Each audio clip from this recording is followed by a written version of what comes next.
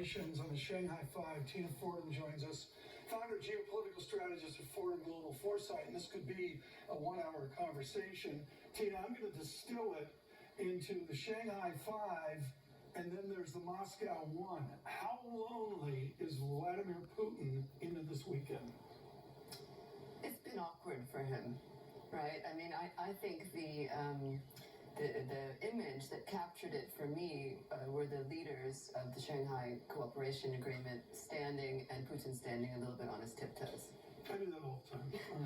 Well, you know, this is the leader who took his country into a special invasion, massively miscalculated, and is now starting to feel not only blowback and setbacks on the battlefield, but almost incomprehensibly for Putin, who's been in power for so long now, calls for his resignation. Usually when a leader goes on a foreign trip, it's to, you know, it's a photo opportunity, it's an opportunity to distract and deflect and take some nice photos. And Putin ends up looking a bit apologetic. Russia ends up feeling like a kind of a vassal state to China. I sensed from the serious tone you're taking, you'd think this is more than just a diplomatic dance. Can you think of the immediate policy implications from something like this? So this is the kind of thing that is important for market participants, but not a game changer, right? It's you know, diplomatic mood music. We're in a period, an inflection period, right, whereby there is a rebalancing. If you are Turkey, certainly if you are China, but also other countries that weren't represented at the Shanghai Cooperation Agreement, like India, Saudi, South Africa, Brazil, etc., you're watching to see what China does with Russia, how Russia fares in terms of the costs that are imposed for this conflict, because any kind of a sense of a new revival of the old Cold War non-aligned movement is looking pretty bad now that Russia has taken such a pacing. Yeah. Although there is a sense that Vladimir Putin has been backed into a corner, and what's the consequence going to be with the whole Ukrainian conflict? Will he go harder in other areas? What does he do to save face if he's willing to stand on his tippy toes? The image that you basically put. What's the policy implication of that? What are the potential ramifications from his position currently?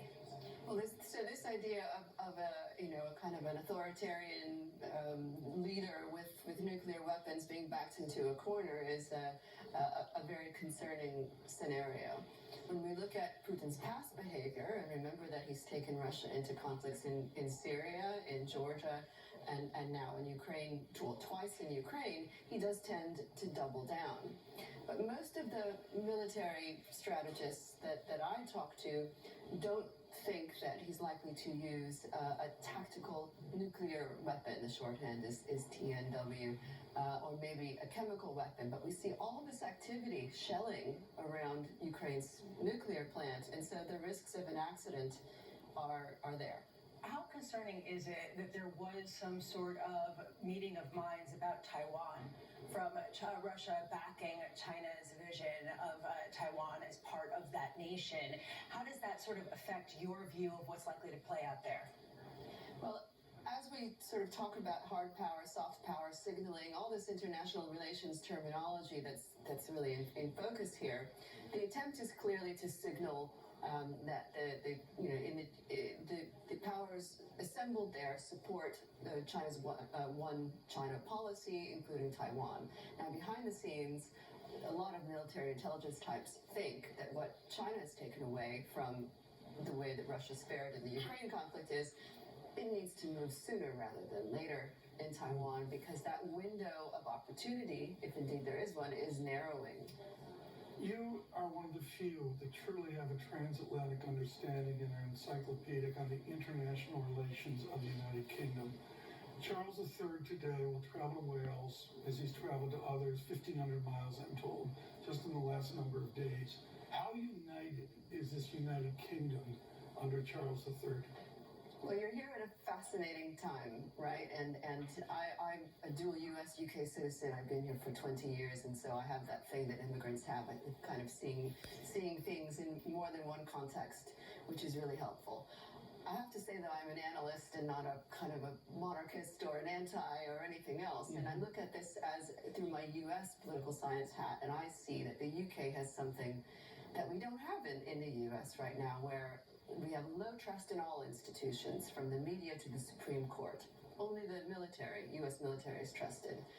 You can, parse the support for the monarchy amongst different age groups, but even a majority of so-called ethnic minorities support the monarchy as an institution. The way I think about it is how this played out during the pandemic, where in the U.S. we had kind of viral videos of people in Costco saying they're not going to wear a mask because it's a violation of human rights. We just didn't have that here. People just didn't wear masks. Not exactly true. But what you I lived that in the UK as is well. what political scientists call social cohesion, and that's the willingness to follow rules. You've got people queuing for the queue. It's extraordinary. I sense and that in totally the UK, non-American. it wasn't politicized here in the way it was in the United States. That's my impression of things. Well, and that's what polarization will do. It's considered more, these are kind of forces of nature almost. Now, there will be changes as a result of this transition of power to King Charles III. No doubt about it, but not abrupt ones. I wasn't in this strange position because I was in both London and New York during the pandemic. I was in London, if I saw someone with a mask on, I wasn't like Democrat, and then saw someone without one, I thought Republican. What was that about anyway? Here in London, you just chose to wear one or not to wear one without any real political affiliation behind it. I just asked that because Tina's fronting for us to move over here. Bring the whole show I think over you were here. trying to push for that one.